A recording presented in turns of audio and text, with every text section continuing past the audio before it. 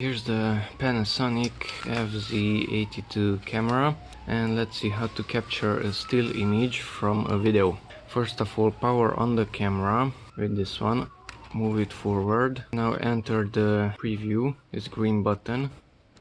Let's start the video. You can start it with this one or with the top of the button.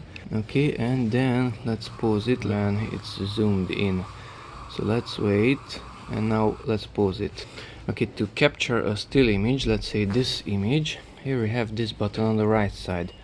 Tap on it, it says save this image, yes, and that's it. Now let's stop it with the stop button. Okay, and go to the right, and there it is. That's the still image, and that's the video. The video has its play sign, and the still image does not have it. That's the still image which was captured from that video.